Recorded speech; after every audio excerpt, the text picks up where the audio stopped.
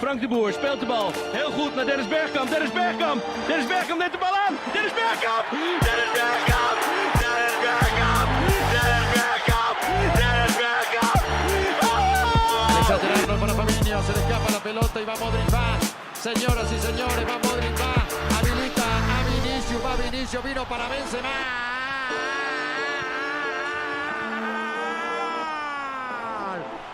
Camarades, bonsoir. Le ventre mou est de retour après une période de trêve professionnelle, avec notamment Aurélien qui a rencontré Victor Wembanyama. Il a été très pris, mais ça y est, on est de retour pour attaquer la deuxième moitié de saison. Alors avant de vous dérouler le programme, j'accueille Aurélien. Bonsoir. Et sachez que Wemby soutient le ventre mou. J'ai Merci. pas d'extrait vidéo, mais croyez-en ma parole. Ouais, je l'ai vu également dans un post Insta. Il a dit LVM, yeah. En anglais. Oui, Parce qu'il est c'était en américain. conférence de presse, je crois, après un match contre les Clippers. Je m'en souviens pas trop.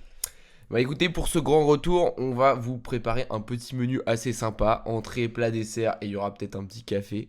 Qui sait, en conclusion, on va parler de la nouvelle formule de la Ligue des Champions après la fin de ces phases de poule qui ont donc vu les 4 clubs français se qualifier, dont Lille qui s'est qualifié directement pour les 8e. On parlera ensuite en plat principal de l'Olympique Lyonnais qui s'est incliné hier dans l'Olympico 3-2 au Vélodrome. Et enfin, on parlera du marché des transferts qui, au moment où on enregistre ce podcast, va se clore ce soir. Donc sûrement quand vous l'écoutez, il est déjà terminé. Mais je pense que l'essentiel des transferts a eu lieu. Et puis si on a le temps, on fera un petit quiz. Allez, c'est parti. La Ligue des Champions a vu se terminer sa phase régulière, sa phase de poule, après les 8 journées.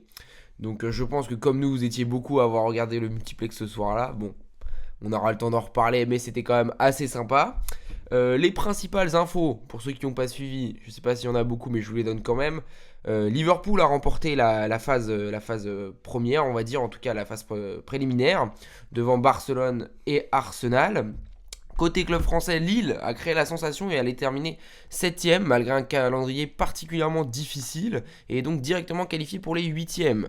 Les 8e qu'on retrouvera mi-mars si je ne dis pas de bêtises. Avant ça on aura les 16e qui vont concerner 3 clubs français, à savoir le PSG, Monaco et Brest, tous 3 qualifiés avec exactement 13 points et le même bilan de 4 victoires, 1 nul, 3 défaites. Paris finalement qui était dos au mur à 2 journées de la fin, termine même dans la première moitié des barragistes et donc recevra au match retour. Ça passe également pour City, in extremis, qui était mené à la mi-temps de son dernier match face à Bruges et virtuellement éliminé. En revanche, élimination d'équipes comme Leipzig, Stuttgart ou encore le Dynamo Zagreb. On peut dire qu'en tout cas, il n'y a pas d'énormes équipes qui sont sorties dès le premier tour, à part peut-être un peu Leipzig qui est surprenant, mais bon, c'était déjà écrit après 3-4 journées, un peu comme Nice en Ligue Europa. C'était pas le sujet de cette émission, mais quand même on peut le placer. Et donc, le tirage au sort, d'ailleurs j'en parle, tirage au sort qui puait bien la merde et qui était bien inutile, parce qu'en fait on a juste tiré au sort les 16e, sachant qu'on avait déjà le système où on savait entre 2 équipes qui ça serait. On aura une opposition franco-française entre Brest et le Paris Saint-Germain. Les matchs allés, c'est pas cette semaine, c'est la semaine prochaine. Donc ça arrive très vite. Cette semaine, c'est Coupe de France. Personne ne va suivre parce que Lyon est éliminé. On a également pour les clubs français un Monaco-Benfica. Et le choc, je pense sans aucun doute, c'est Manchester City-Real qui tombe donc extrêmement tôt. On n'a pas le tableau final. Il y aura un nouveau tirage au sort à l'issue des barrages qui nous donnera le tableau définitif. Ce qui est sûr, c'est que pour le PSG, s'il passe Brest, on a le temps d'en reparler, mais voilà, ça va être un tirage compliqué parce qu'il jouerait sûrement le Barça ou Liverpool en 8ème de finale. Alors Aurélien, je te lance. Qu'est-ce que toi t'as pensé là déjà un peu globalement de cette phase de poule de Ligue des Champions ? Bah écoute, en termes de format, tu veux dire ? Ouais, l'ensemble. Déjà, le format, au final, il me déplaît pas spécialement. J'aurais pensé qu'il donnerait au final un bilan plus objectif du réel niveau des équipes, tu vois, un truc, parce que l'idée c'est plus il y a de matchs, plus c'est représentatif du niveau d'une équipe, il y a moins le côté surprise qu'il peut y avoir sur un match unique, mais au final, tu vois, on s'est quand même retrouvé avec des trucs super surprenants, Brest qui fait quand même un run assez fou, donc il y a des équipes qu'on n'attendait pas ou qu'on pensait capables de faire des exploits, qui ont quand même pu en faire sur quoi, 8 matchs il y avait par équipe. 8 matchs. Donc ça, moi j'ai beaucoup aimé. Après, et c'est aussi drôle, c'est que la dernière journée, au final, elle a été pour le foot français quand même super heureuse, quoi. Quand le match que fait Lille, il est incroyable. Brest finit aussi par s'en sortir. Paris, très bien. Donc voilà, après, au final, ce qui est marrant, c'est ce que tu as dit, c'est que alors qu'on nous présentait des grosses catastrophes, bah, la plupart des équipes favorites passent, quoi. Ouais, C'est bah, assez marrant le quand fait qu'il y en même. ait quand même 24 sur 36. Donc, City, tu vois, ils finissent même pas dans les. Si on coupe ouais, en c'est deux, marrant quand 18, même, hein. ils sont pas dans la première moitié, mais au final, ils passent quand même. Donc Mm. c'est vrai que c'est un système qui protège les gros. Oui, c'est sûr. Après, voilà, ça t'envoie aussi très vite sur des grosses équipes. Tu peux pas non plus éviter super longtemps. Ah oui, c'est Si sûr. tu Et joues puis, mal, du coup, tu on joues va avoir mal, des quoi. 16e assez sympas. Ouais. Bon, même mis à part, je pense que PSG et Brest, tout le monde trouve ça un peu dommage, Mm. que surtout pour les Brestois qui n'ont pas l'opportunité souvent de jouer des grosses équipes et qui là vont tomber sur le PSG qui joue déjà au moins 2 fois par an. Mais après, ça, c'est le tirage. On a un City Real, on a du Feyenoord de Milan. Enfin, il y a des beaux matchs. Moi, pareil, je trouve que j'étais assez inquiet avant le début. Finalement, c'est pas mal. Alors, il y a des points forts et des points faibles. De toute façon, déjà, j'ai envie de dire comme postulat qu'il n'y a pas de système parfait. Et que de ce fait, c'est pas forcément négatif de sortir des points faibles parce qu'il y en aura forcément. Dans les points forts, c'est que du coup, bah, on a des affiches hyper variées. L'histoire des menus, c'est sympa, même s'il est vrai qu'ils sont pas toujours très équitables, hein. Quand tu compares celui de Brest, pardon, de Lille avec celui du Celtic, bon, c'est pas la même. Même pareil, Leipzig qui se fait sortir, ils avaient un gros menu. Moi, un peu la critique que je peux faire, c'est que parfois ça manque un peu de lisibilité, parce que du coup, il y a encore plus d'équipes, donc encore plus de matchs. Et c'est vrai que le dernier soir, c'est cool de regarder le multiplex, d'avoir les buts qui tombent de partout, etc. Mais honnêtement, c'est un peu difficile à suivre, un peu difficilement lisible. Et puis voilà. Alors ça, après, je pense que c'était déjà un peu le cas dans l'ancien format, mais ça l'est encore plus. C'est que surtout sur les dernières journées, t'as des matchs qui sont entre guillemets un peu faussés par le fait que chacun joue des choses très différentes. Vous allez me dire c'est normal dans un championnat, mais par exemple le Feyenoord-Lille où Feyenoord prend 6-1, je pense aussi que ça arrive parce que les deux équipes, bah finalement Lille se retrouve dans les 8, donc comme quoi ils ont bien fait, mais jouaient mais sans la menace, sans etc., sans que ce soit compliqué, s'ils perdaient, s'ils gagnaient, voilà. Donc des fois les équipes jouent pas forcément à fond. Je pense aussi à l'Inter qui pourtant finit dans les 8 mais qui a fait tourner un peu toute la compétition. Je pense en fait que les équipes étaient aussi dans l'inconnu, un peu comme nous, et donc elles ont eu un peu de mal parfois à l'appréhender au niveau de coaching, rotation, etc. Et qu'elles aussi elles doivent cerner le format, mais globalement, je trouve ça cool, moi.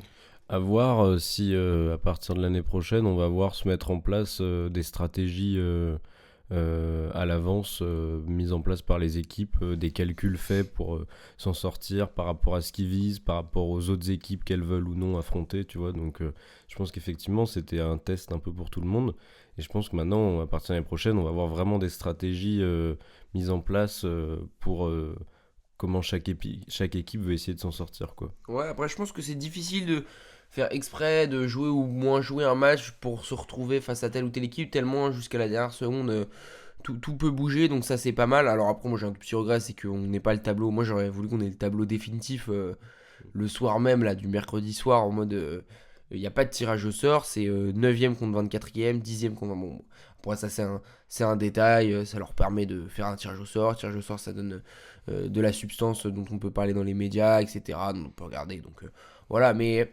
C'était cool. J'ai bien aimé, si on fait un focus sur les clubs français, les différentes campagnes avec des dynamiques différentes. Monaco qui finit très mal, mais qui, comme avait fait le boulot au début, notamment en battant Barcelone, bah au final s'en sort et jouera Benfica, ça sera jouable. Brest, évidemment, ça, bon, on l'a tous suivi, c'était très cool. Le PSG qui s'en sort, c'était important. Ils sont en train de revenir fort là, le PSG, attention. Ça va pas être une équipe facile à jouer. Et puis Lille qui crée la surprise, quoi. Donc franchement, c'était pas mal. Ça nous a donné des belles soirées en cours de semaine. Ouais, et puis c'est vrai que tu vois, au final, on sait pas ce qu'il en aurait été de Brest dans l'ancien format.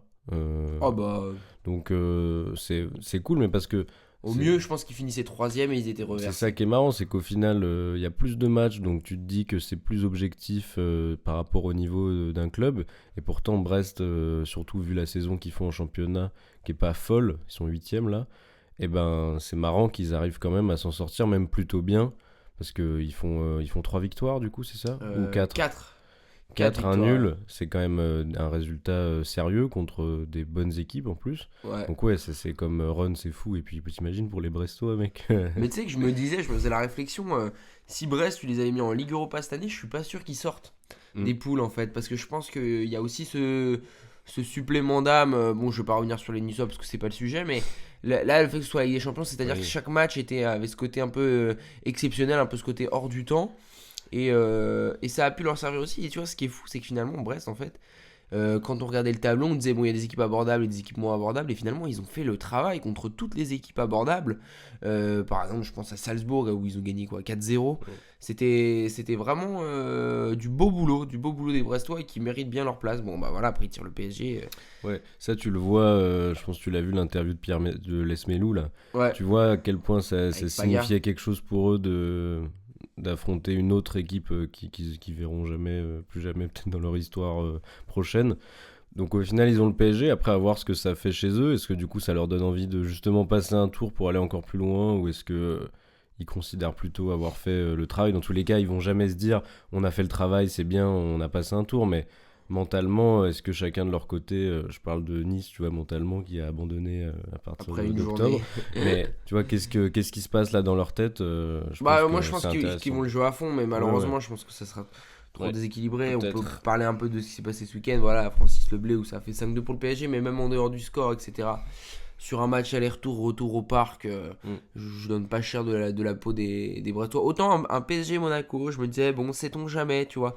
Des équipes qui se jouent souvent, ça peut donner une bataille tactique un peu bizarre, etc. Mais bref, je pense qu'il y a trop de marge. Et puis en plus, le PSG est dans une bonne dynamique, donc compliqué. Bah écoute, ce que je te propose, c'est de faire des petits pronostics de ces barrages avant de passer au plat principal. Donc Brest-PSG, qui est-ce que tu vois passer?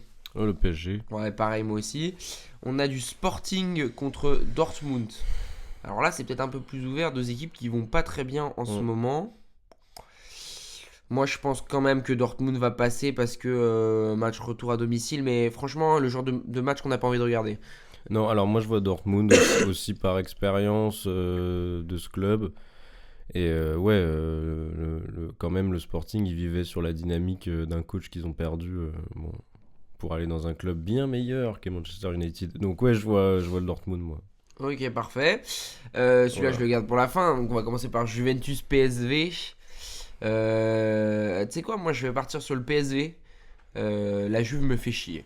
Voilà, on aura peut-être l'occasion d'en reparler à la fin de cette vidéo, de la Juve un peu, par le biais des transferts, mais ils me font chier, j'ai pas envie de miser sur eux, alors que le football néerlandais est souvent plein de surprises. Voilà, je veux bien un petit but de Luc de Jong qui vient climatiser le Juventus Stadium. Pourquoi Moi, pas. il y a mon Bakayoko en plus au PSV. Non, je pense que moi, malheureusement, je vois la Juve. Je suis pas fan de leur jeu non plus, etc. Mais je les vois quand même passer parce qu'au final, malheureusement, c'est une équipe qui joue, quoi. Donc, allez, moi je dis Juve, comme ça on est un peu en désaccord, quoi. Très bien, on a du Voilà. Bruges-Atalanta. Bruges-Atalanta, bah écoute, moi je vois Bruges poser des problèmes à l'Atalanta. On l'a vu contre City, ils sont capables de faire chier beaucoup d'équipes. Mais je pense quand même que les derniers vainqueurs de. C'était quoi? C'était la Ligue Europa qu'ils ont gagné? Peut-être. Ouais, bon, bah bref. Oui, ils ont gagné contre Leverkusen en finale. Je vois bien l'Atalanta passer quand même. Je pense que l'Atalanta c'est une équipe chiante à jouer qui peut, pourquoi pas, aller loin, même si Bruges est une bonne équipe. Mais bon, ça pareil, c'est pas le match qu'on va regarder en priorité. Qu'est-ce que t'en penses toi entre Bruges et Atalanta? Moi je vois l'Atalanta aussi parce que c'est une équipe européenne qui sait jouer en Europe, donc je vois l'Atalanta. Monaco-Benfica, qu'est-ce que t'en penses? Je sais pas, moi je trouve que Monaco, bon, donc je connais mieux Monaco que Benfica, je regarde plus Monaco que Benfica évidemment, désolé. Bah je sais pas, Monaco ils sont dans une dynamique bizarre, on sait que c'est une équipe qui a toujours su jouer en Europe. Ils sont quand même, mine de rien, dans une certaine forme, leur effectif connaît la Ligue des Champions. Tu l'as dit par contre, s'ils ont fait un bon début de run dans la première phase de LDC, ces derniers temps c'était un peu dur pour les derniers matchs. Mais je vois quand même Monaco s'imposer, moi. Je trouve qu'il y a trop de bons joueurs dans cette équipe en fait. Ouais, je comprends. Moi, je suis beaucoup moins confiant. Alors, ouais Benfica, c'est pas du tout leur meilleure année non plus. Ce qui fait que ça reste très ouvert. Honnêtement, moi, je sais pas. Je dirais que c'est du 50-50 parce que Parce que j'ai pas du tout de problème à imaginer Monaco choke non plus. Hein. C'est pas du tout un truc qui me semble impossible. Ça va être... je pense que ça va pas être des grands matchs. Je pense que... match retour à Benfica, ça peut peser dans la balance. On sait que les Stadios da Luz, c'est pas facile d'y jouer. Il peut y avoir une grosse ambiance, etc. Mais je pense que Monaco va devoir bien gérer ces 2 entames de match. Parce que si ça commence mal dès le début, je trouve que ça manque parfois un peu de caractère. Mais si ça déroule bien dès le début, après ça. Tu penses pas que ça peut jouer l'ambiance à domicile de l'AS Monaco? Bah, je pense que pour Benfica, c'est quand même Ça un peut point être fort. perturbant. Ça peut être perturbant. Non, c'est vrai qu'un huis clos, on n'a Ouais. plus l'habitude depuis le Covid. Je sais pas. Moi, alors c'est vrai que t'as dit un truc La gay, intéressant. Monaco. C'est que Monaco, et s'ils arrivent à s'installer, ils peuvent en caler 3-4 très vite, quoi. Ouais, ça, ils peuvent avoir la maîtrise et tout. Mais... Donc ça dépend. Moi, c'est vrai que je vois Monaco parce que je te dis, je trouve qu'il y a un gros talent individuel dans cette équipe qui peut faire tourner un match, quoi. Très bien, on a du Feyenoord AC Milan. Feyenoord qui a battu le Bayern 3-0 il y a pas longtemps, mais qui est en train d'essayer de virer son coach. Compliqué, qui est porté par un Chris Kevin Nadje étincelant. Vous en avez déjà parlé ici. Non, plus sérieusement, Feyenoord Milan, pareil, hein, assez ouvert. Milan, c'est pas génial hein, en ce Moi, moment. c'est ça. Alors étonnamment, c'est ça l'affiche qui m'ennuie le plus, moi. Ah ouais, Ouais. celle-là, elle te, Ouais, je sais pas. elle te fait pas kiffer. Je sais pas. L'AC Milan, c'est une équipe que je trouve très bizarre, que je trouve gérée super bizarrement, qui arrive pas à passer je trouve un plafond de verre là. C'est depuis quelques années, c'est dur. Je sais pas. Moi, je vois le Feyenoord qui gagne sur un Milan dramatique qui arrive vraiment pas, tu vois, qui stagne. Je sais pas. Donc moi je vais partir sur le Milan, mais j'aurais pu tout à fait dire l'inverse. Il nous en reste 2, on a Celtic, Ouais. Bayern et un autre derrière, le choc. Celtic Bayern, qu'est-ce que t'en penses toi, le spécialiste du foot écossais? Bah le Celtic, je suis devenu vraiment spécialiste, je sais pas, ouais, parce qu'il y a pour l'histoire, il y a tellement de Japonais au Celtic de Glasgow depuis toujours d'ailleurs, mais là en ce moment ils centrent vraiment tout sur les Coréens, les Japonais dans leurs recrues hors Europe. Et donc je les suis vraiment pas mal. En plus il y a Adamida en neuf, on va peut-être faire un épisode qui est un Irlandais, bon bref. Non mais les Celtics ils sont super forts là actuellement en Ligue écossaise, ils ont 10 points d'avance sur les Rangers, etc. Bon, néanmoins, ils jouent pas mal en LDC, tout ça. Ils ont des joueurs Ouais, beau parcours. Hein. performants en LDC, Maeda qui joue très bien, etc. Bon, Jota qui est revenu. Bon, dans tous les cas, on va pas se leurrer, le Bayern, c'est une machine. Et je pense que le Celtic, dans sa tête, a déjà fait ses valises en vrai. C'est un peu ce genre d'équipe, hein, le Celtic, en toute honnêteté. Qui, eux, en l'occurrence, je pense que dans le vestiaire, ils se sont mis d'accord que c'était fini. Donc malheureusement, je vois le Bayern, même j'ai peur que ce soit un massacre, Un massacre. en réalité. Moi je pense que ce sera moins un massacre que certaines années où quand il y avait des Bayern Celtic ou équivalents en huitième de finale, hein, genre Ouais. Bayern Zagreb, de toute façon même Bayern Arsenal. Ouais. Donc, Le c'est Bayern ça. pour se lancer. C'était à base de 7-1 ou Ouais. des trucs comme ça. Je pense pas que ça sera le cas parce que le Bayern est moins rouleau compresseur, mais c'est vrai que pourquoi pas un match un peu serré à Celtic Park à l'aller. Mais par contre au retour, Ouais. la dameuse là sur la piste de ski qui vient et qui écrase tout dès le réveil matinal. Donc moi je suis d'accord aussi le Bayern. Ouais. Et on en arrive au dernier match, le choc Manchester City Real Madrid. Qu'est-ce que t'en penses? Est-ce que bon le Real est favori, mais est-ce que City peut passer? Est-ce que City va passer? Est-ce que ça va être serré? Est-ce que ça va être déséquilibré? Est-ce que Mbappé va marquer? Je sais pas. Bah, là, c'est marrant, c'est qu'on assiste pour la première fois. On l'a vu beaucoup cet affrontement, mais on l'a toujours vu ces dernières années avec City en immense favori et le Real fait chier, qui gagne. qui est pas du tout censé gagner, qui joue très mal. Les derniers, la LDC où City. Où City se fait éliminer la dernière fois où le Real élimine City, c'était un truc surréaliste. Ouais, c'est la fois où t'as mangé la nugget. Oh là là, voilà, donc cette soirée Nuggets, là, ça c'était surréaliste parce que le niveau du Real était dramatique. Moi, ça m'avait fait vraiment mal pour le football, quoi. Quand ça s'était fini au tir au but, hein, c'est ça? Ouais, ouais. c'est ça. Donc, et là, pour la première fois depuis longtemps, donc, on a un inversement puisque le Real joue bien en Espagne. Le Real est favori, City joue de manière dégueulasse à la fois en Ils en ont PL pris et en 5 à LDC. l'Emirates Oh là hier. là, quelle horreur ce match. C'est un dramatique. Donc, est-ce qu'on peut pas se dire les choses s'inversent, City va gagner de manière dégueulasse et nickel favori. Malheureusement, City, c'est pas du tout cette mentalité-là. C'est une équipe qui avec Pep Guardiola, a l'habitude de toujours tout Ouais, contrôler. puis là qui est fébrile à mort. Mais en fait, je pense que c'est lié à ça, c'est qu'en fait, une équipe qui connaît si peu l'instabilité, dès que ça marche pas un peu, ça les détruit. En fait, c'est ça qui se passe depuis plusieurs mois, c'est qu'ils ont jamais été habitués à l'instabilité. Et alors que le Real, ça fait depuis le départ de CR7 en gros que les mecs ils y sont habitués à galérer, à jouer parfois très mal, n'avoir aucune solution et finir par se dépêtrer et s'en sortir. Donc malheureusement, je pense que le Real va gagner parce que je vois pas. Pour moi, City, après c'est 2 matchs, hein, donc ça peut tout changer. Mais dans l'idée, je pense que City est moins formé que le Ouais, Real mais pour s'en justement, sortir. moi, parce que ces 2 matchs, je vois pas. Ok. Je pense que City, peut-être sur un des deux, ils peuvent réussir à rivaliser, mais sur les deux, je vois pas. Moi, je pense justement que ce choc va être extrêmement décevant parce qu'il va pas y avoir match. Je dis pas forcément qu'il va y avoir 4-0, 3-0 hein, quand je dis il va pas y avoir match, mais dans le jeu, en fait, il y aura jamais un moment où on va vraiment se dire ah, ici City le faisait. Je pense que malheureusement, dès le match aller et au match retour, le Real va passer. Je les vois gagner et le match aller et le match retour. Je pense que Mbappé va marquer. Et puis voilà, et puis ça va passer.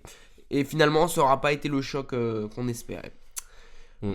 Voilà pour cette page Ligue des Champions.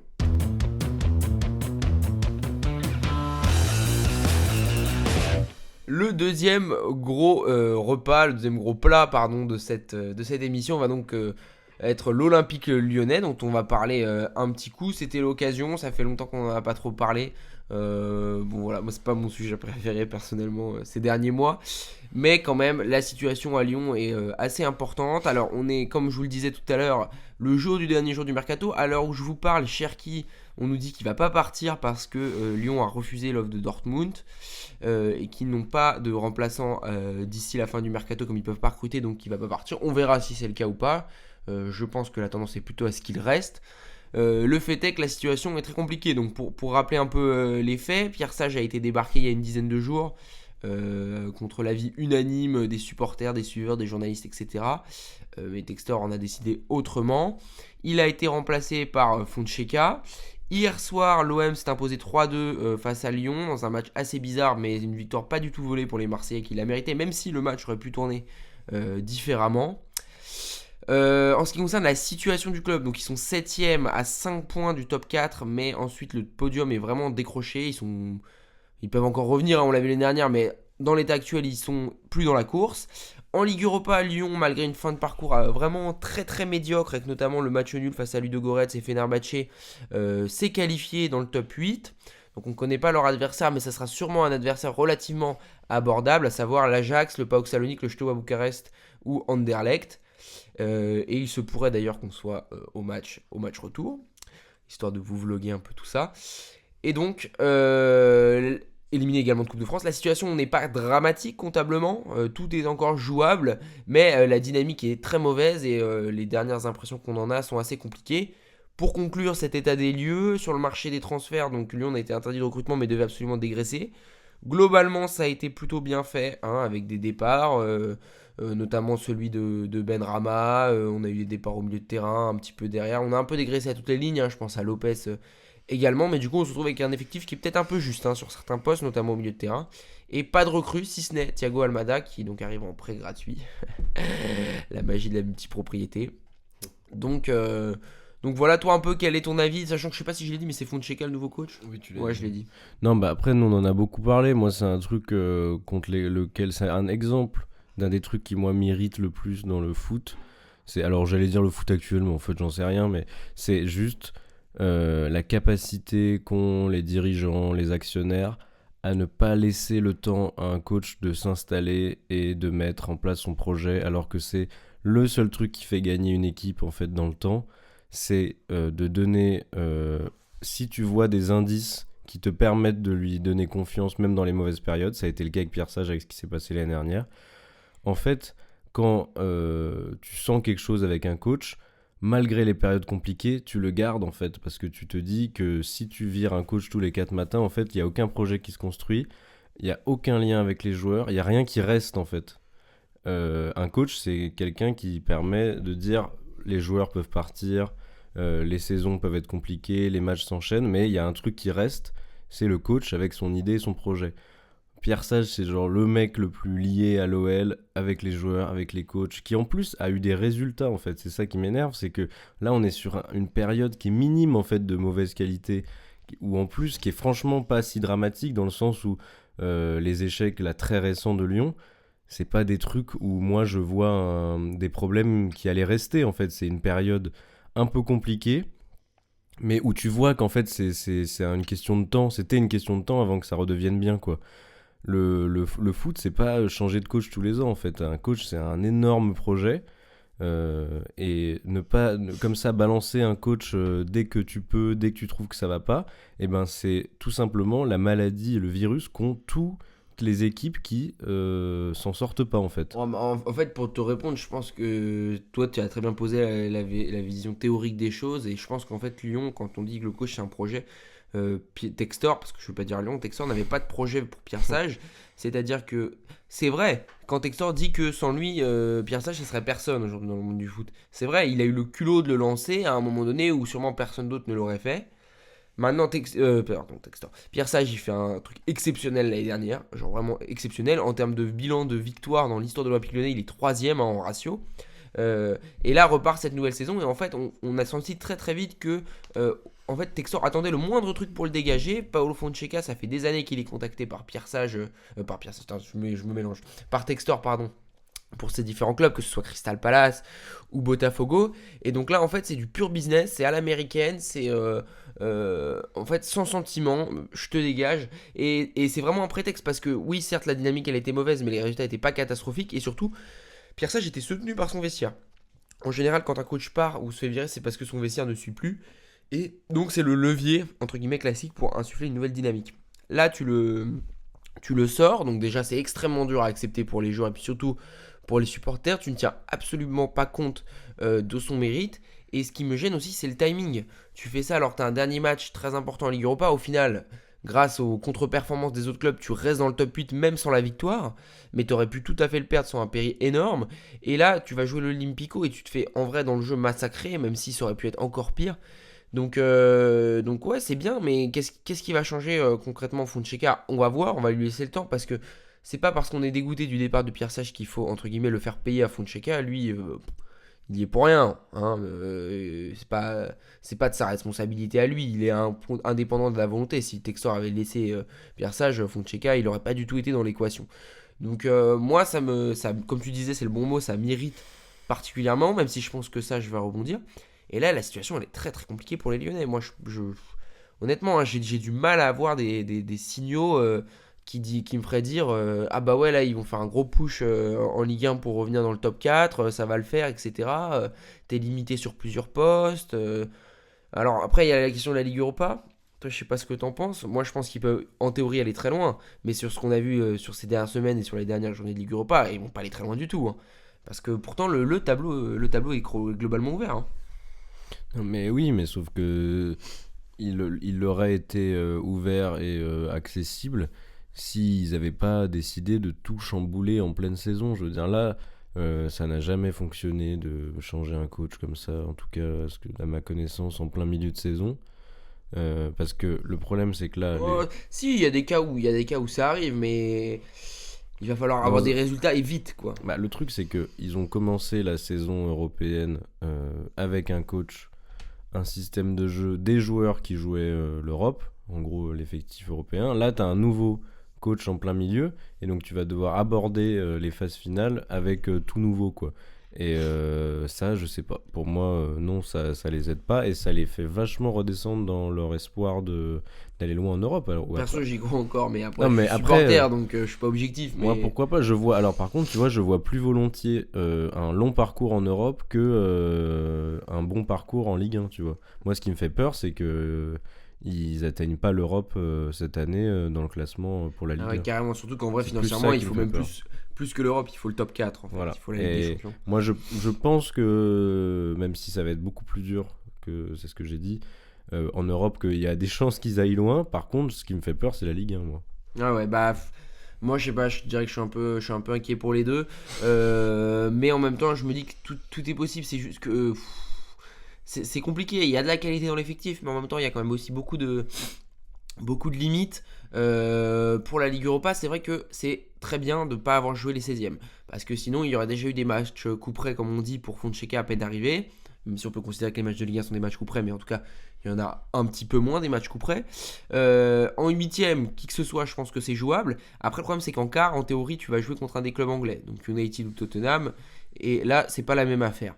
Le fait est que la Coupe d'Europe, on peut pas encore trop avoir de visibilité du fait du tirage, etc. Et que tous les matchs vont être assez ouverts. Je pense, comme ce que je me disais là récemment, c'est que en fait, il y a plein d'équipes contre qui Lyon n'a pas envie de tomber, mais il y a beaucoup d'équipes qui n'ont pas envie de tomber contre Lyon non plus. C'est que ça va être tout plein d'équipes qui vont être un peu sur des 50-50. La Ligue Europa, de ce point de vue-là, va être assez sympa à suivre. Ça va être ouvert, mais donc tout est possible dans un sens comme dans l'autre, parce que si tu te fais sortir en 8ème et en Ligue 1 tu finis 7ème, et la Coupe de France t'as été éliminée par Bourgoin-Jallieu, en fait la saison elle est catastrophique. Et financièrement c'est très très compliqué. Donc voilà, j'ai parfois aussi un peu de mal moi à me sortir de la casquette de supporter, etc. Mais pour suivre énormément l'équipe au quotidien, c'est très très inquiétant et il va falloir voir comment réagissent les leaders, parce que si on prend individuellement les joueurs, il y en a beaucoup qui sont pas au niveau là ces dernières semaines. Je pense à Lacazette, je pense à Cherki qui a clairement baissé là, ces dernières semaines. Alors après, peut-être qu'une fois que le mercato sera terminé, s'il est encore là, ça va remonter d'un cran. Je pense à qui d'autre, Verretou qui est pas bon. En défense, on n'est pas bon du tout. C'est une catastrophe. Avec un bon gardien, t'en prends 3 encore hier, tu vois.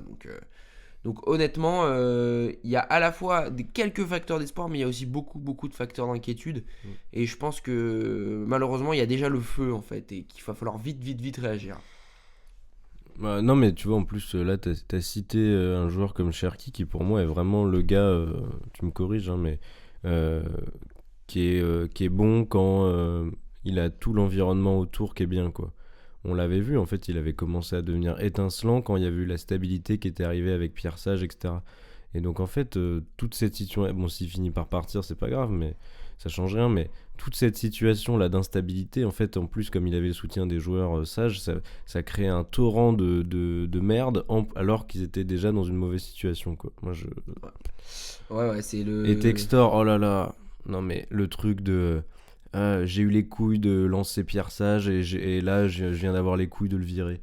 Oh là là, Ouais, on ça- t'aime en fait- pas, mec. Non, mais Comment ça on t'aime correspond pas quoi. du tout à notre culture en fait.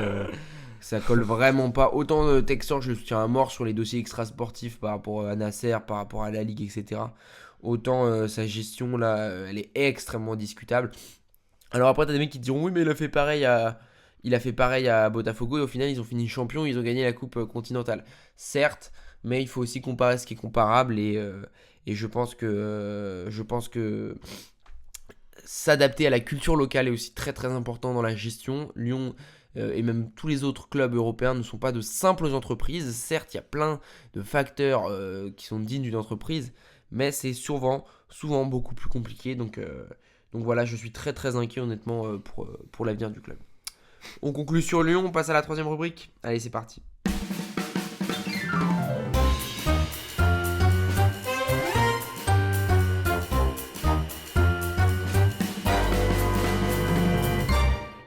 Pour cette troisième rubrique, on va parler un petit peu mercato d'hiver qui donc est sur le point de se clore. Il y restera peut-être quelques transferts marquants, mais bon, il n'y a pas non plus masse de rumeurs. Je vous ai donc sélectionné une quinzaine de transferts et le principe va être de dire est-ce que selon nous ça va flop, est-ce que ça va être mid ou est-ce que ça va être un top transfert qui va amener de la plus-value pour le club, pour les joueurs, pour tout le monde. À nous de le définir. C'est parti, premier transfert, flop ou top, Kvaratskhelia au PSG. Oh, top, j'ai pas de doute. En tout cas, pour moi, top en Ligue 1, ça va être évident. Je veux dire, un joueur comme ça, on en a vu passer, ça peut que réussir en Ligue 1, en tout cas pour moi. La question, ça va être en LDC. On sait qu'il a déjà été fort en LDC avec Naples, mais c'est pas la même équipe, donc à voir, mais plutôt top, j'avoue. Ouais, moi je vais partir sur mid, mais avec un potentiel de devenir top. C'est-à-dire que je pense qu'en l'état actuel, on peut pas déjà dire que ce soit un super transfert exceptionnel, etc. Mais il y a tout à fait la possibilité que ça le devienne. Je mets quand même une réserve. Parce que bon, on peut craindre aussi après, selon moi, le transfert un peu en mode ouais, bah, il va faire des bonnes perfs contre Rennes, contre Montpellier, etc. Mais il va pas être un facteur X en Ligue des Champions et au final en Ligue 1, il va pas changer grand chose. Et je pense que s'il apporte pas en Ligue des Champions, ce sera pas une énorme plus-value. Et en ce sens, ce sera un transfert mid, ça sera pas un flop. Mais voilà. Et je suis puis pas sûr. j'y pense, mais c'est pas non plus, il sort pas non plus de sa meilleure période avec Naples. Franchement, c'est pas la meilleure saison qu'il faisait. Celle d'avant d'ailleurs était pas non plus si maxi folle quoi. Donc à voir à ce qu'il nous fasse. On se retrouve pas non plus avec un Icardi comme situation venue d'Italie, plutôt un Cavani dans ce cas. Mais moi j'y crois assez franchement dans ce type de joueur, en tout cas en Ligue 1. Ouais. Ok, j'en ai un deuxième à te proposer. Donc on va un peu faire des hauts et des bas pour pas citer que des très bons transferts. Maxence Cacré à Com en partance de l'Olympique Lyonnais. Bah oui, mais bon, c'est triste pour ce joueur, mais c'est aussi à l'image des derniers temps à Lyon, quoi. Ouais, du coup, c'est mid, c'est top, c'est flop. Moi, je pense que ce sera Bah, top pour Com, mais en Bah, vrai, c'est le ça. transfert, il sera mid à mort. c'est ça pour Ça Com. va être un Lucas Touzarbis. Ils ont, c'est un peu ça. Non, bah je sais pas, une sorte de mid quoi, mais pour Com ils s'en sortent bien au final, parce que ça reste un bon joueur, tu vois. Mais moi je pense du côté de Cacré, c'est horrible quoi, c'est horrible. On a du Kusanov qui part de Lens et qui va à Manchester City. Ça va être un Waouh. flop ou un Alors, top? bah non, mais en tout cas, c'est un truc étonnant pour la vie de ce gars, quoi. C'est-à-dire que le mec, il chevauchait des chevaux il y a 3 mois, quoi. Donc, non, mais je trouve que c'est dommage dans le sens où il arrive pas dans le City le plus stable, parce que City est très, très, très bien capable. Ouais, mais il va y avoir un nouveau projet. Bah ouais, mais à voir si le nouveau projet est bien chapeauté comme il l'a été. Ouais, tu après, on pas- peut se poser la question aussi de si tout se passe bien, est-ce qu'il le recrute? Ouais, bah alors moi je pense que oui, sûrement, parce que effectivement ils ont toujours su qu'il y avait dans tous les cas il y allait avoir un nouveau projet qui se lançait, tu vois, que ça se passe bien ou mal. Par contre, voilà, il arrive dans une situation très stressante où il est lancé très vite, à voir comment est-ce que lui s'en sort, tu vois. Mais Moi, oui, je pense que ce sera un top. investment from the past, comme dirait Mourinho, Otamendi. Oh, t'amènes. Donc non, donc j'ai peur parce que c'est une période très compliquée pour City et j'en ai parlé tout à l'heure de je sais pas trop comment est-ce qu'il gère l'instabilité. Après, il a choisi le bon Manchester, tu vois, c'est pas comme Lenny Euro. Non, dans tous les cas, il s'en sort mieux que s'il était à United, ça c'est sûr. Et après, sinon, tout dépend de lui. Il est mine de rien bien entouré. Ils savent faire ça, City. Donc je pense qu'il y a une tendance au top, mais il y a quand même plus de risques que s'il avait été recruté il y a l'année dernière, quoi. Voilà. Très bien. Autre transfert, Seko Fofana à Rennes. Voilà, moi je vais partir sur mon premier flop. Hein. Je pense que il va apporter des choses dans le vestiaire, dans l'état d'esprit, mais globalement il est cramé, je pense. Hein.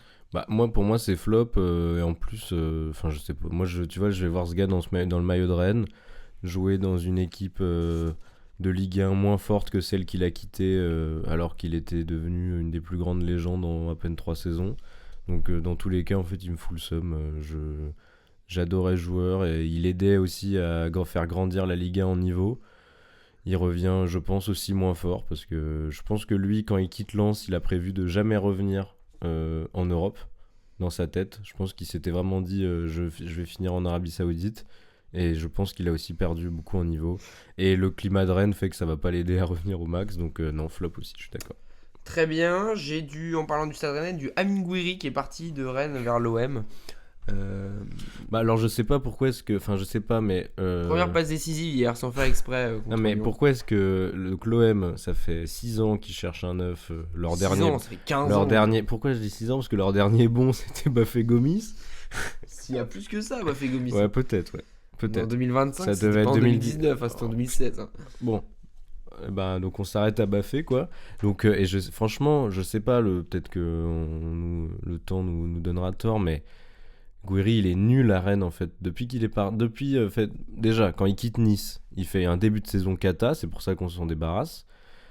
Ce gars malheureusement en réalité résumons sa carrière il a une excellente saison à 21 ans et depuis c'est pas fort du tout en fait par rapport au temps de jeu la confiance que lui a donné Rennes c'est pas bon. On peut pas dire que l'OM c'est justement une écurie qui forme bien les neufs. C'est-à-dire qu'on peut leur donner des neufs aussi bons qu'ils veulent, ils vont en faire du n'importe quoi. Donc non pour moi c'est un flop évident, mais je sais pas. Hein, mais... Très bien, ouais, non, moi je pense que ça va être un flop aussi. Un autre transfert rennais, comme ça après on a d'en parler. Ah non, quoique, non, j'ai encore d'autres trucs après. Brice Samba à Rennes. Bah, Brice Samba, Encore un flop hein, pour moi. bah, moi je pense que ce sera un top dans le sens où lui va pas perdre en niveau vraiment. Je pense que ça va rester un très bon gardien. Après, ça va pas sortir Rennes de Je vais leur mettre merde. mid en fait. Mais, Ah oui, parce que lui, il n'y a pas de raison il me qu'il fait soit chier ce mauvais. transfert, j'aime pas. Mais parce que en vrai, le problème de Rennes, c'était pas Mandanda en premier, quoi. Donc, Même si c'était quand même plutôt bien placé dans ouais, la liste mais des problèmes. c'est pas faire venir Samba qui va te sauver. Donc je pense que oui, une sorte de mid dans le sens où j'espère que en tout cas Brice il sera toujours un bon gardien comme il l'est déjà, tu vois. Mais bon. Très bien. En ce qui concerne la Ligue 1, le départ vers Francfort de Eli Wahi en provenance de l'OM. Alors on peut donc déjà dire que Wahi à l'OM c'était un flop. Bon, on n'avait pas trop de doutes, mais voilà, c'est confirmé. Est-ce que ça va rester un flop ou est-ce que ça va devenir un top à Francfort Pour moi, Sachant que Gift Orban, on n'en parlera pas dans la liste. à Offenheim. Il est arrivé, il a fait 3 matchs, 3 buts. Donc peut-être que Wahi peut marquer des buts. La Bundes, c'est quand même une ligue bénie pour les neufs. Venant de France, Voilà. de couleur Donc, noire. je le vois. Qu'est-ce qu'il avait donné Ludovic Ajorc en Bundes? C'était pas mal à Mayence, mais Mais il est blanc, donc ça marche c'était moins pas exceptionnel non plus. bien. Ouais. Non, mais Ça va... En fait, il avait pas le profil, il faut des attaquants qui courent vite. voilà. Donc, pour moi, Wahi, il va se relancer. Ça va être un top. Après, c'est pas comme s'il sortait de Montpellier là. C'est-à-dire qu'il a été quand même bien amoché par Lens qui a Par pas la été, vie. qui a pas été fou et l'OM qui a été une cata. Donc il arrive pas autant en forme. Maintenant, il est super jeune, il arrive sur une terre comme je l'ai dit qui est vraiment bénie pour ce genre de joueur. Donc je pense que Ça ça va va lui être un laisser top. du temps, Voilà. etc. Moi, je pense que ça va être. Et on lui souhaite, par mid. ailleurs. Oui, on lui souhaite. Moi, je Ah pense bon que ça sera mid. Ouais. Ah. Je pense que il a. Je suis pas sûr qu'il ait en Je pense lui qu'il a les vraiment gènes été- du grand buteur en Je fait. pense qu'il est. Et tu penses que c'est à cause des. Est-ce que tu dirais que c'est à cause En fait, je pense de que- ces années ou est-ce que c'est de sa faute à lui? Je sais pas. Après, je pense qu'il a été survendu à Montpellier par des gens tels moi. Hein, Ah bah, on y était. J'étais le premier à le surcoter. Donc Après, moi alors- j'ai envie qu'il me fasse mentir, hein, franchement. Moi, pour sauter dans la lave avec toi, je me rappelle avoir une discussion sur le ventre mou, justement, où je parlais de lui comme le futur neuf après Giroud de l'équipe de Ouais, France. celle-là, j'avais pas osé. Et toi, tu m'avais dit calmons-nous. Bon, on y est. Mais oui, non, mais en tout cas, que ce soit lui qui est au final pas la force d'être un grand neuf ou que. Je sais pas s'il a l'état d'esprit, je sais pas s'il a la mentale, tu vois. Ou alors il a été niqué par Lens puis Marseille, on n'en sait rien, mais le fait est que voilà, ça dépend que de lui, quoi. Mais Ouais, c'est regarde Ekitike, Voilà, il ouais. peut avoir un parcours similaire. Hein. Et même moi, Wally, je pense que Ekitike sortait d'une encore pire situation, moi. peut-être, mais il avait été amoché moins longtemps. C'est vrai. Autre transfert à te proposer, Marcus Rashford, même tu sais quoi, Marcus Rashford et Daniel Malone, on va les prendre ensemble à Aston Villa. Des tops, des flops, un flop, un top. Qu'est-ce que Alors, Malen sera un top pour moi. C'est un joueur que j'aime beaucoup, qui a montré qu'il était capable de jouer contre plein d'équipes. Il a quand même, en Ligue des Champions, il a quand même un sacré nombre de matchs joués. Et très loin en plus, hein, il a joué quand même une finale de LDC. Donc moi, c'est un joueur que j'aime beaucoup, qui je pense va fonctionner. c'est un en transfert PL. ou un prêt C'est un Rashford prêt. Alors, les deux, c'est des prêts. Ok. Les deux, c'est des prêts avec Malone, c'est achat obligatoire et Rashford, j'en sais rien. Mais les deux, c'est des prêts. Malone, c'est un ailier très rapide, en même temps très solide, technique, qui pour moi va fonctionner, j'espère en tout cas. Et Rashford, je sais pas. Il connaît la PL, ça c'est évident, tu vois. Mais je sais pas, moi ça a jamais été un J'ai un joueur avis qui m'a très plu, tranché moi. sur la question. Je pense que Malone, ça va être mid, ça va être pas mal, mais on va pas non plus être oh, Daniel Malone à Aston Villa. Je pense que Rashford, ça va être un top. Il va faire 6 mois énormes. Et en fait, au bout des 6 mois, sa carrière va retomber dans la grosse merde. J'ai l'impression qu'on a déjà vu ce scénario Ouais. 1000 fois par les mecs prêtés par United. C'est un peu genre Jesse Lingard, c'était où? C'était à Nottingham, je crois. Ouais, Nottingham. Il va faire 6 mois très bons. Les supporters vont devenir fous amoureux de lui. Et au bout des 6 mois, il va pas rester. Et ensuite, ça va être de la merde. Voilà, donc ça va être qu'on profite, hein, les supporters de Marcus Rashford. Profitez. Là, vous avez les 6 grands mois jusqu'à la fin de sa carrière. Le reste sera Après, bof. peut-être qu'Aston, c'est ce qu'ils attendent aussi, hein, tu sais. c'est pas grave. Oui, donc si c'est pour ça que ce je dis qu'a- que c'est un top parce que Mais... on nous demande sous le maillot d'Aston Villa, mais après. mais ils ont Après, peut-être. il va peut-être être transféré en fin de mercato d'été dans un club un peu équivalent, genre En Newcastle. plus, Aston a un ou, peu ce truc-là. Ils avaient eu Coutinho comme ça pendant tous ces 3-4 mois et qu'après il avait complètement deep. Donc peut-être que c'est ce qu'ils attendent, une sorte de boost. Après voilà, moi je pense qu'ils ont plus d'espoir pour l'avenir avec Malone. Après, je suis content qu'il parte, qu'avec- Rashford, parce qu'il faut qu'il joue quand même. il faut, et puis toute personne qui se barre de United a fait un bon choix en vrai. Ça, c'est bien résumé. Autre gros changement, gros transfert, Omar Marmouche à Manchester City. Pas facile celui-là. Pas facile. Marmouche là, il a déjà joué en plus Ouais, il a de joué, matchs c'était pas maintenant. mal. Bon, après, il en a pris 5 hier, mais. Il a marqué au match d'avant, si je dis pas de bêtises. Ouais. Il a fait un bon match et il a eu un but un peu ridicule, enfin qui est pas très bien, mais Un peu qui tapine, ouais. voilà. Mais il fait un bon match avec des erreurs, mais dans un City qui à ce moment-là était en confiance, ils avaient fait un bon match. Donc et tu vois qu'en fait quand City va bien, ces joueurs-là en fait ils peuvent s'amuser parce qu'ils ont le droit de faire des erreurs. La machine elle est tellement forte que ça passe en fait avec Gvardiol qui est surréaliste, etc. Donc tu vois que quand même ce serait bien, mais c'est un peu ce que je dis avec l'autre de l'Est là. Kuzanov. C'est si seulement en fait City était encore plus en forme et qu'il les avait recrutés, tu vois ce que ça a donné avec un mec comme Doku par exemple qui est arrivé dans un City en forme, il a eu tout le temps qu'il pouvait, tu vois. Donc je sais pas. Par contre, ouais, moi j'ai beaucoup plus confiance. Marmouche, je pense qu'il va très vite s'installer dans l'effectif et j'y crois en un bon top, moi. Donc toi tu dirais top. Moi je sais pas, j'ai un peu de mal à lire la situation avec toute l'instabilité à Manchester City. Je vais dire top aussi parce que j'ai envie d'y croire, mais c'est un top sans conviction, voilà. Donc fragile. Transfert important pour un joueur français qui lui aussi part en prêt. Randal Colomwani qui a bien débuté à la Juve, déjà 2 buts en 2 matchs. Top, flop ou Mais mid? c'était évident ça. C'était Kitoudou pour moi. Ça peut pas être mid. Soit c'est top, soit c'est flop. Pour moi, en fait, le problème, c'est que la Juve, on sait plus trop ce qu'ils visent, en fait, comme équipe. On sait pas s'ils recherchent à redevenir comme ça. Ce qui me fait peur en fait tout avec au top. Colomwani, c'est que là, il est en train de reprendre confiance. Donc là, attends, c'est Mais un prêt, Colomani? Ouais, mais j'ai peur qu'au moindre. C'est un prêt sec en plus. Hein. J'ai peur qu'au moindre mauvais truc, bam, baisse de confiance et ça redevient nul. Tu vois ce que je veux dire ou pas? Je sais pas, parce que s'il y a un truc qui est bien avec la Juve, c'est que c'est tellement devenu un club moyen qu'il n'y a plus personne qui regarde. Et là-dessus, En France, en Italie. là-dessus, en tout cas, c'est même plus la tête d'affiche de l'Italie. Hein. C'est plus ça, la Juve. Hein. Non, c'est l'Inter. Donc, pourquoi pas, un peu à l'abri des regards. C'est pas non plus Francfort, tu vois, mais se relancer, moi j'y crois assez. Pour moi, ça va être un top. Alors, combien de temps, je sais pas. S'il finit par revenir au PSG, il est foutu. Je crois pas au truc de il fait 6 mois à la Juve et il revient au PSG, il éclate tout. Ça, non. Ah non. Je pense que c'est un vrai divorce. Je pense avec que pour le PSG, il faut qu'il soit bon à la Juve, comme ça ensuite ils peuvent le vendre. Voilà, mais qu'il fasse pas une erreur. Parce que le PSG pourrait faire cette erreur. Hein. Ouais. Le récupérer et le refaire jouer et J'ai que ce soit l'impression une d'avoir cata. déjà trop vu ce Voilà. scénario. Mais je pense qu'en tout cas, dans son temps à la Juve, ça va être un top.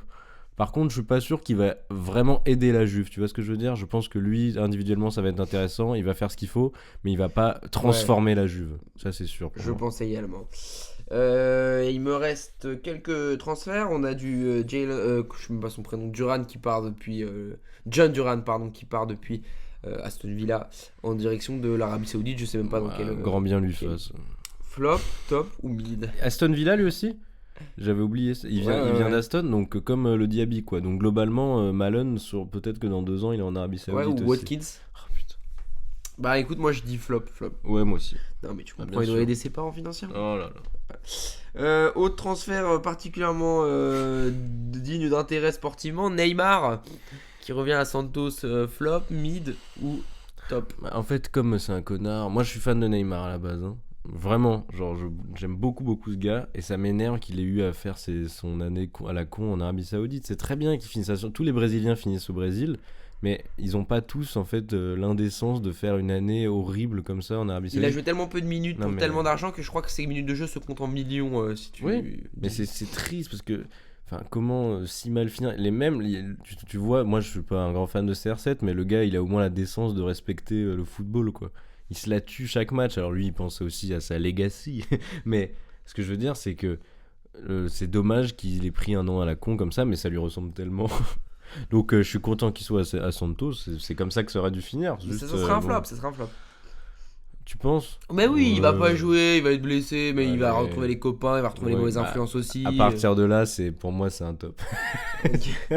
Non, mais c'est un top extra sportif. Exactement. C'est un flop sportif. J'ai un double transfert. Ah, Furuhashi qui part de Celtic vers Rennes et Ouais. en échange, enfin pas en échange, mais dans le même temps, Jota qui va de Rennes vers le Celtic. bah alors, du côté des fans des Celtics, il y en a beaucoup parce que de fait, Furuhashi fait une grosse saison comme d'habitude avec le Celtic. Enfin, moi, en l'occurrence, là, la saison d'avant avait été un peu mollassonne. Et c'est pour ça un peu là on est au départ cette année, mais il fait une première partie de saison qui est quand même exceptionnelle.